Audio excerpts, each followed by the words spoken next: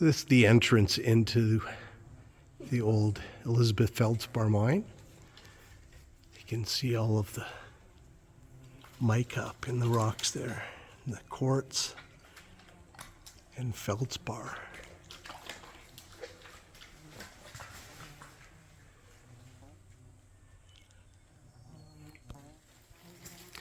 All right, so this is the opening to the adit going into the Feldspar mine. Here at the beginning, I'm not sure exactly where, but they built a crushing plant right here at the opening. This is very mixed with the mica and the feldspar and the quartz.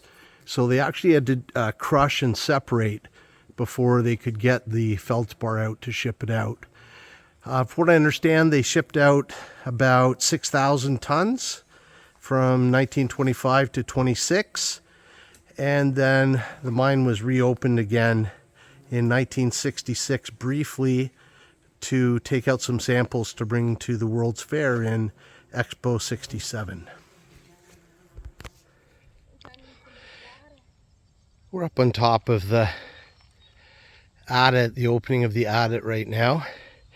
It's just one solid big piece of pegmatite, and it just goes on and on and on. Back in this direction is that big tailings pile. Get it from here, it's a slightly better angle. See the tailings and possibly all the sparkle in the pegmatite there with all the mica poking through.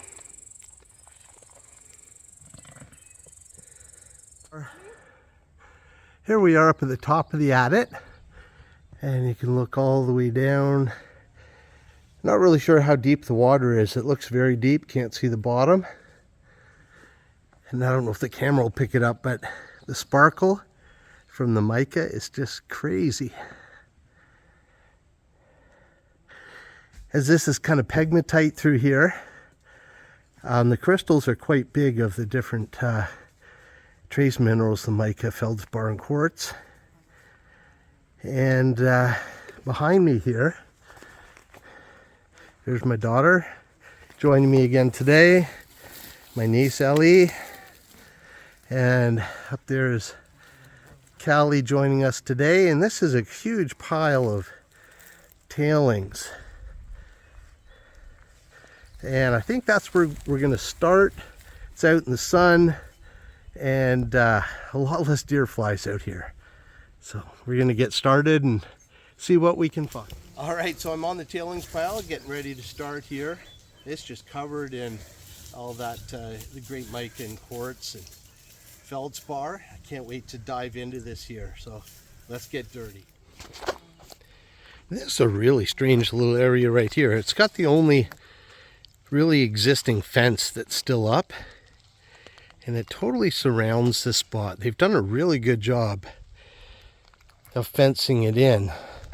Now it's old, you can get over it super easy, and it looks like there's a trench down in there. Really makes me wonder if this is the entrance to another old adit that they've covered up. Might be worth exploring if I get a little more time up here.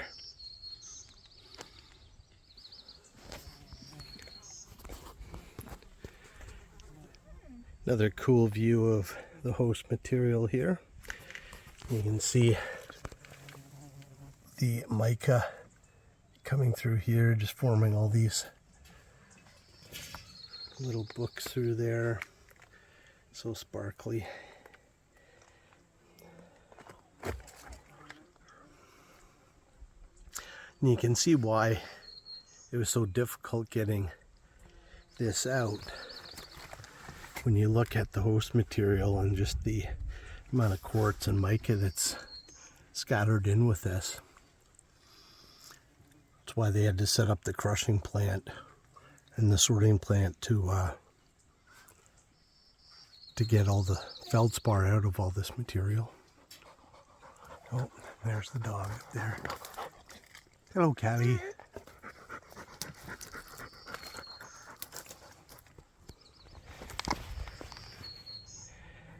Not sure what this stuff is. See this all in the rocks back here. There's Callywag. Hey, Callie. She is hating all the deer flies today. I'm going to see if I can find a couple loose pieces of that are nice looking and bring that along with me.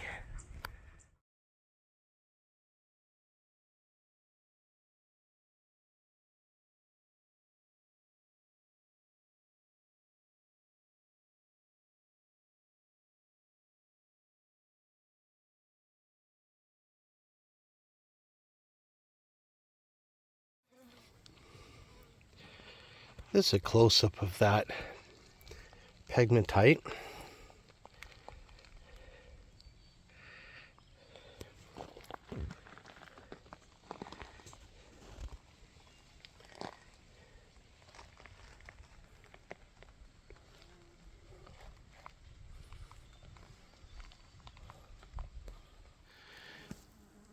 It's just another big area of waste rock right here. This stuff is much bigger. It hasn't gone through the crusher. Probably from the early exploration as they're going through here. Looks like to the right of the adit there. Oh, hey Pooch, where'd you come from? Hey sweetie. Looks like to the right of the adit there is another small tailings pile. This one more of the small stuff. It looks like this has probably gone through the crusher. Looks slightly different. There's more oranges on this side. So probably done at a different time than the other tailings pile. Got the adit behind there? Yeah. When I was talking with some of the locals before coming in here, a couple of them are multi-generational in the area, and they were telling me about this section behind me here, how they used to sled in the wintertime and use this as a hockey rink. And some of the guys, some of the fathers had run some lights up around the outside of the adit here to light it so they could use it at night after school. Apparently it's still a real popular spot for the snowmobilers to come in the wintertime and have a break in here. But yeah, it's kind of neat history of the area. As we left the main adit and came down the path a little bit, we noticed that on this side, if you look this way, and then if you pan back over this direction, it's just full of tailings. So they've dumped hundreds and hundreds of tons of pretty cool tailings over here. So if you got the time and you want some really cool specimens with lots of mica poking out of it and quartz and feldspar, this is a pretty cool location. You could spend hours here. It looks like Callie's back in the picture again. How you doing, Callie? You ready to get out of here? All right, so thanks for joining us on this adventure today. Had a lot of fun. Got some really cool specimens. We'll clean them up and show them to you at the end again in some nice little pictures. This land is under claim. The gentleman is open for people to coming in. You do need to get permission from him to come in. Even though it's widely used area with the ATV trails and the snow trails and stuff, and the history of people coming in, it's still under claim right now, so it belongs to someone. Some of my favorite pieces that I brought home, mica in everything from these sheet forms, which you can find all over the place. They're just lying all over like glass. To the more common where the mica is mixed in with the quartz and the feldspar. In most cases, we're talking about albite.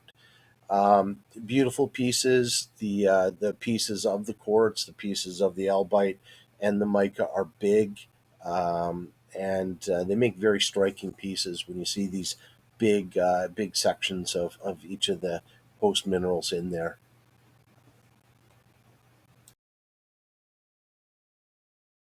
I really like these little pieces where you have little books of mica just attached and popping right out of the piece. This was a neat little piece. It's about fist-sized chunk of feldspar and totally covered in flat sheets of mica, forming it like a pyramid almost. Thank you for joining me today as I visited the Elizabeth Feldspar Mine. Great place, really cool adit, and of course, a lot of really neat local history with this mine. Thanks for joining me today exploring another awesome rock hounding location. Don't forget to like and subscribe to the Dirty Rock Hounder, and I hope you get a chance to get out there and get dirty soon. Let's get dirty.